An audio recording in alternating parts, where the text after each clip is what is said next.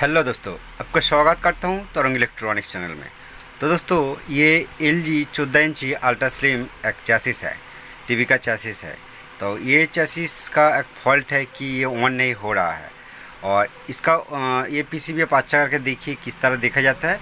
और दोस्तों, इसका अंदर जो वर्टिकल IC 78141 का इसका वर्टिकल IC है, ठीक है। और ये STR पावर सप्लाई, ठीक है, छोटा सा STR है। और इसका STR नंबर 67, चलिए मैं आपको क्लियर करके दिखाता हूँ।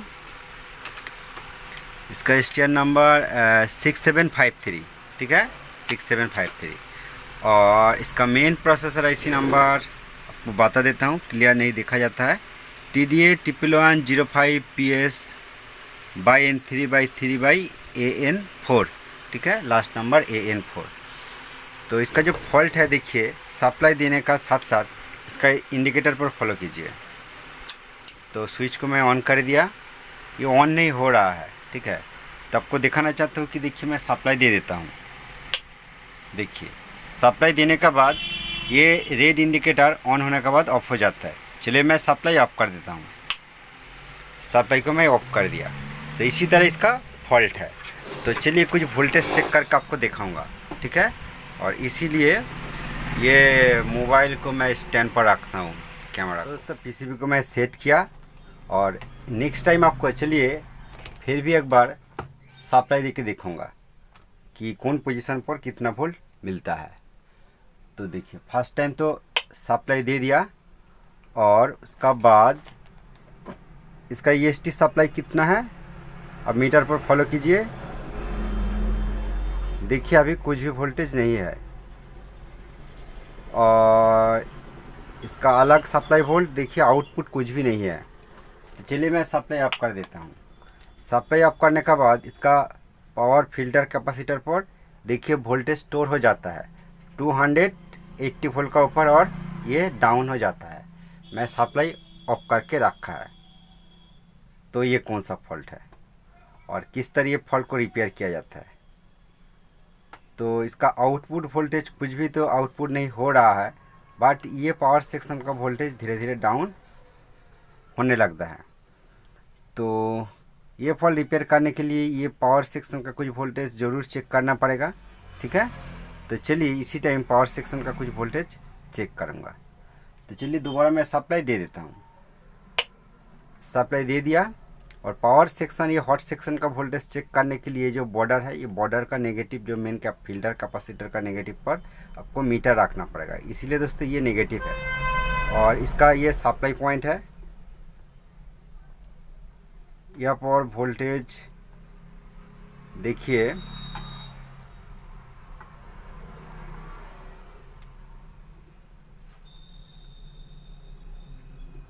वोल्टेज तो शो नहीं कर रहा है। तो दोस्तों, मतलब ये सल्फर का बजाय इस तरह हो सकता है। तो चलिए दोस्तों, देखिए 333 वोल्ट मेन फिल्टर कैपेसिटर पर ये देखा जाता है। और ये ऑप्टो कपलर पर कितना वोल्ट, तो दोस्तों ऑप्टो कपलर पर ये पोजीशन कुछ भी वोल्टेज नहीं है। और ये पोजीशन पर देखिए 15 वोल्ट ओके है। तो मतलब इसका पावर सेक्शन का, और ये जो पिन है, ये चॉपर का पिन से जो वोल्टेज आउटपुट होता है, यहाँ पर भी कुछ वोल्टेज चेक करना पड़ेगा। तो यहाँ पर एक डायोड है ऊपर पोजीशन का, यहाँ पर कुछ भी वोल्टेज नहीं है। ऑप्टो कपलर पिन पर 15 वोल्ट ओके है। और नीचे पोजीशन का जो डायोड है, यहाँ पर 14 वोल्ट ये ओके है। तो क्या लगता है, चलिए मैं सप्लाई ऑफ कर देता हूँ। सप्लाई को ऑफ किया और फिर भी मेन फिल्टर कैपेसिटर पर वोल्टेज देखना पड़ेगा। देखिए 200 का ऊपर ये वोल्टेज स्टोर हो गया और धीरे धीरे डाउन होने लगता है। और ये डायोड का पास वोल्टेज आ रहा है, तो ये वोल्टेज ऑप्टो कपलर पर जा रहा है। दोस्तों, इसका ऊपर पोजीशन जो डायोड है, तो ये डायोड का अंदर कुछ भी वोल्टेज नहीं है। तो इसका अंदर ये कैपेसिटर भी शॉर्ट हो सकता है। इसका अंदर क्या बताऊँगा, STR भी प्रॉब्लम हो सकता है। और पूरा ये लाइन को ट्रेस करना पड़ेगा, ये लाइन जो जा रहा है।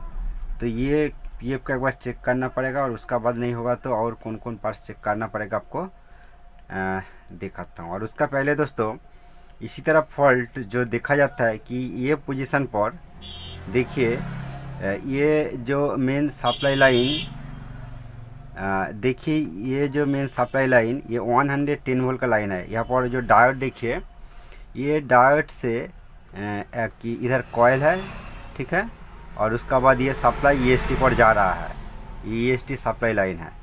तो ये लाइन का अंदर देखिए, ये जो 110 वोल्ट लाइन, यहाँ से 2 सीरीज रेजिस्टेंस है, ठीक है, 2 सीरीज रेजिस्टेंस, और उसका बाद ये तीनों सीरीज रेजिस्टेंस है। और ये 431 का रेगुलेटर आईसी है, ट्रांजिस्टर जैसा 431 का। तो ये भी फॉल्ट हो सकता है, और यहाँ पर एक ट्रांजिस्टर है, ये भी फॉल्ट हो सकता है।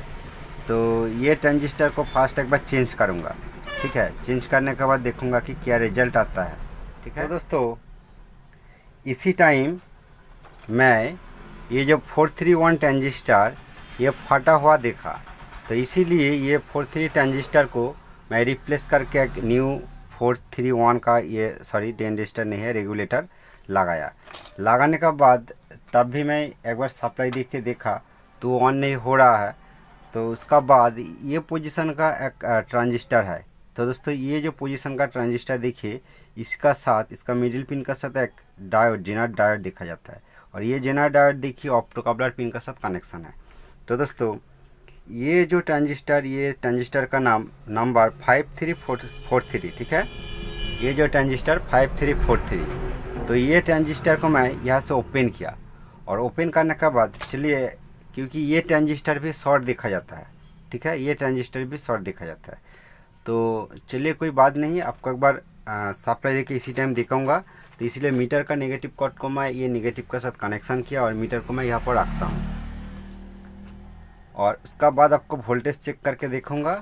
और आप अच्छा करके फॉलो कीजिए। ये जो 110 वोल्ट लाइन है, यहाँ पर मैं मीटर को टच करके ही रखा है। और इसी टाइम चलिए मैं सप्लाई दे के आपको दिखाता हूँ कि मीटर पर क्या सिम्टम आता है और वोल्टेज देता है कि नहीं। आप फॉलो कीजिए। चलिए मैं सप्लाई दे देता हूँ। देखिए दोस्तों 150 वोल्ट का ऊपर ये चला गया, और ये धीरे से तुरंत डाउन होने लगता है। इसी तरह इसका सिम्टम है। तो दोस्तों चलिए मैं सप्लाई ऑफ कर देता हूँ। तो देखिए ये वोल्टेज धीरे धीरे 110 वोल्ट आने के बाद भी डाउन होने लगता है। इसका रीज़न क्या है? तो हो सकता है कि ये जो ट्रांजिस्टर ये मैं ओपन करके रखा है, तो कोई बात नहीं, ये 110 वोल्ट डाउन हो रहा है। तो इसीलिए ये जो ईएसटी सप्लाई लाइन है, ये सप्लाई लाइन को मैं ओपन कर दूंगा। ओपन करके देखूंगा कि इसका आउटपुट सेक्शन शॉर्ट तो नहीं है। ओपन करने के बाद यहाँ पर एक डैमी लोड कनेक्शन करके आपको दिखाऊंगा। तो इसीलिए मेन पावर फिल्टर पर इसी टाइम चार्ज स्टोर हो जाता है कि नहीं, ये भी एक बार देखना पड़ेगा। चलिए मैं देख लेता हूँ। देखिए तब भी देखिए मेन फिल्टर कैपेसिटर पर चार्ज स्टोर हो गया है। तो एक 100 वाट लैम्प, कुछ भी एक लैम्प लेकर आपको इस तरह डिस्चार्ज करना पड़ेगा। ये वोल्टेज को डिस्चार्ज कर दिया, उसका बाद ये पावर सेक्शन का कुछ काम आप कर सकते हो। तो चलिए ये ईएसटी सप्लाई जो रेजिस्टेंस है, ये रेजिस्टेंस को मैं ओपन कर देता हूँ। ये ईएसटी सप्लाई का रेजिस्टेंस है। ईएसटी सप्लाई को ओपन करने के बाद देखूंगा कि वोल्टेज स्टोर होता है कि नहीं, ठीक है, क्योंकि आउटपुट सेक्शन शॉर्ट हो जाएगा तो तब भी वोल्टेज डाउन हो जाएगा। तो ये ईएसटी सप्लाई का रेजिस्टेंस है, ठीक है। और हो सकता है ये 1 ओम्स 2.2 ओम्स का आसपास। तो कोई बात नहीं, रेजिस्टेंस को मैं आउट कर दिया,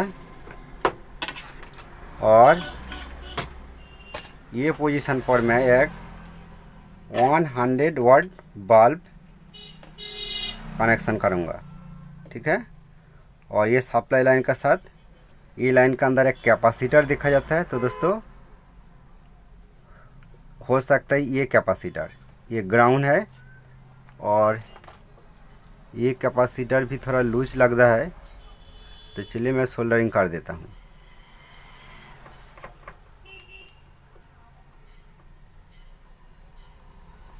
ये 110 वोल्ट लाइन का कैपेसिटर है, ठीक है।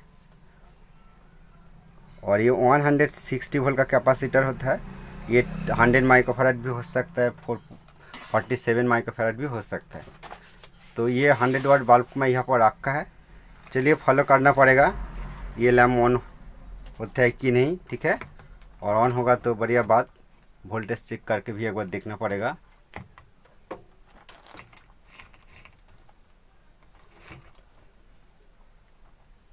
चलिए मैं सप्लाई दे देता हूँ। दोस्तों सप्लाई तो दे दिया, ये बल्ब एक बार ऑन होने के बाद तुरंत ही ऑफ हो गया। तो मतलब इसका वोल्टेज भी एक बार चेक करके देखना पड़ेगा। तो दोस्तों कुछ भी वोल्टेज नहीं है, मतलब इसका आउटपुट सेक्शन का फॉल्ट नहीं है, क्योंकि मैं 110 वोल्ट सप्लाई लाइन ओपन कर दिया।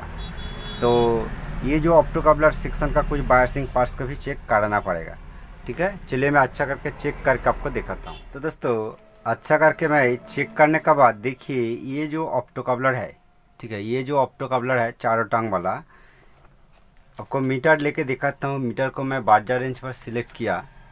देखिए इसका कॉन्टिन्यूटी मोड पर मैं रखा है। तो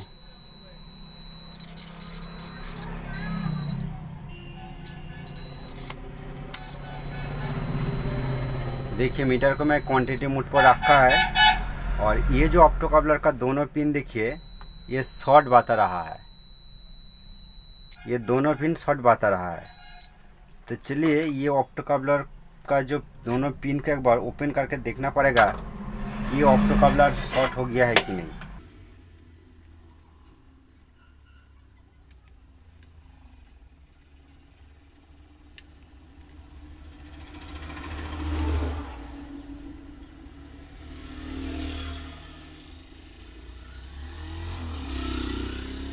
ये ऑप्टो कपलर का दोनों पिन में ओपन कर दिया और देखिए इसका दोनों साइड, ये पिन का साथ ये कनेक्शन है और ये पिन का साथ ये कनेक्शन है। देखिए इसका शॉर्टिंग चला गया। तो अच्छा करके देखिए ये जो ऑप्टो कपलर पिन का साथ ये पिन का साथ कनेक्शन है और ये पिन का साथ ये पॉइंट का कनेक्शन है, तो शॉर्टिंग चला गया। तो मतलब ये ऑप्टो कपलर शॉर्ट हो गया। तो चलिए ये ऑप्टो कपलर का मैं ओपन करूंगा और यहाँ पर एक अलग सा न्यू ऑप्टो कपलर लगाऊंगा। तो हो सकता है ये 817 का ये नंबर है, 817 का ही हो सकता है। तो चलिए ये ओपन करके एक बार देखूंगा कि क्या रिजल्ट आता है।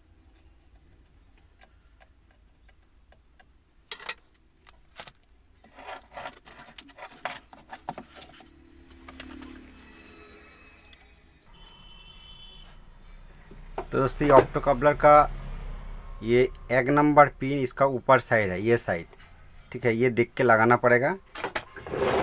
तो चलिए फिर भी एक बार चेक करके देखना पड़ेगा कि ऑप्टो कपलर का पिन शॉर्ट है कि नहीं है। देखिए दोस्तों ये ऑप्टो कपलर शॉर्ट हो गया और इसका नंबर 8।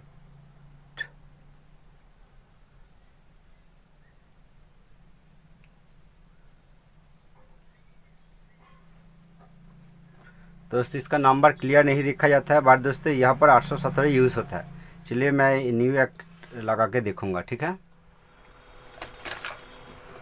तो दोस्तों ये न्यू ऑप्टो कपलर है, तो न्यू नहीं पुराना ही ऑप्टो कपलर है। तो चलिए कोई बात नहीं, यही ऑप्टो कपलर एक बार लगा के देखता हूँ कि ये प्रॉब्लम सॉल्व होता है कि नहीं, कि और कुछ प्रॉब्लम आता है कि नहीं।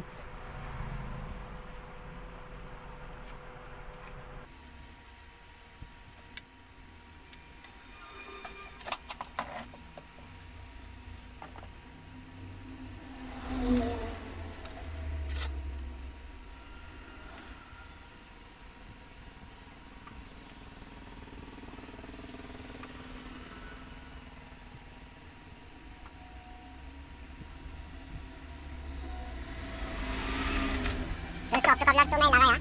अब चलिए इसी टाइम ऑन 100 वाट बल्ब एक बार कनेक्शन करके टेस्ट करूंगा, क्योंकि अभी तक इसी टाइम एक ट्रांजिस्टर मैं ओपन करके रखा हूँ, क्योंकि वो 6 नंबर का ट्रांजिस्टर मेरे पास अभी नहीं है, ठीक है। ये जो पोजीशन का ट्रांजिस्टर इसका नंबर 5343 ये नहीं है। तो चलिए मीटर को 200 डिग्री पर फिर भी सिलेक्ट किया और मीटर का नेगेटिव मैं यहाँ पर कनेक्शन कर देता हूँ।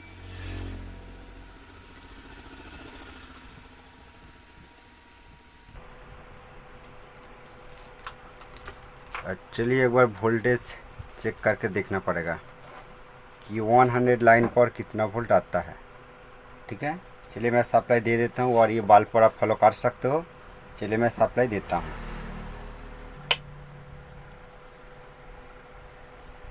तो दोस्तों सप्लाई तो मैं दे दिया, तो चलिए फिर भी ऑफ कर दिया क्योंकि हो सकता है।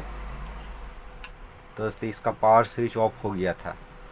तो कोई बात नहीं, दोबारा सप्लाई मैं दे के देखता हूँ और वोल्टेज कितना आता है।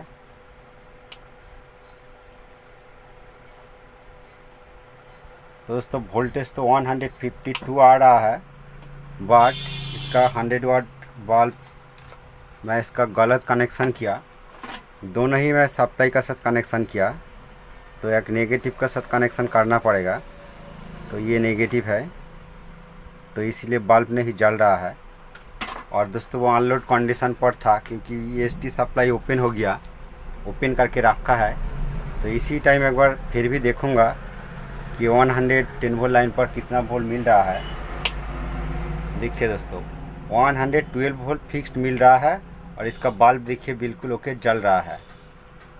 देखिए इसका ईएसटी सप्लाई पूरा बन गया 112 वोल्ट। तो दोस्तों ये जो वीडियो है, ये वीडियो के अंदर आपका जो इन्फॉर्मेशन देना चाहता हूँ कि देखिए मैं सप्लाई को ऑफ कर देता हूँ, ठीक है। सप्लाई को ऑफ किया और इसका अंदर ये जो ट्रांजिस्टर को मैं ओपन किया, ठीक है, ये 5343 का ट्रांजिस्टर है। ये ओपन करने के बाद ये एसटी सप्लाई का कुछ भी प्रॉब्लम नहीं हुआ, सेट। तो दोस्तों फाइनली ये वीडियो के अंदर आपको बहुत क्लियर करके दिखाना चाहता हूँ कि देखिए ये जो पोजीशन का ट्रांजिस्टर को मैं ओपन किया, तो आप ऊपर से देख सकते हो ये पोजीशन ट्रांजिस्टर को मैं ओपन कर दिया, ठीक है। यहाँ पर ट्रांजिस्टर नहीं है, आप अच्छा करके देखिए। तो ओपन करने के बाद चलिए दोबारा आपको सप्लाई देके दिखाऊंगा, और इसका ईएसटी सप्लाई मैं कनेक्शन कर दिया। करने के बाद एक बार दिखाना चाहता हूँ, चलिए मैं सप्लाई दे देता हूँ। देखिए सप्लाई दे दिया, और इसका ईएसटी सप्लाई अभी तक देखिए ईएसटी तक 160 वोल्ट ये परफेक्ट है। बट दोस्तों ये पीसीबी का जो मेन फॉल्ट था तो वही आ गया। तो इसका ईएसटी कभी कभी ऑन होता है, कभी कभी ऑन नहीं होता है, इस तरह इसका प्रॉब्लम है।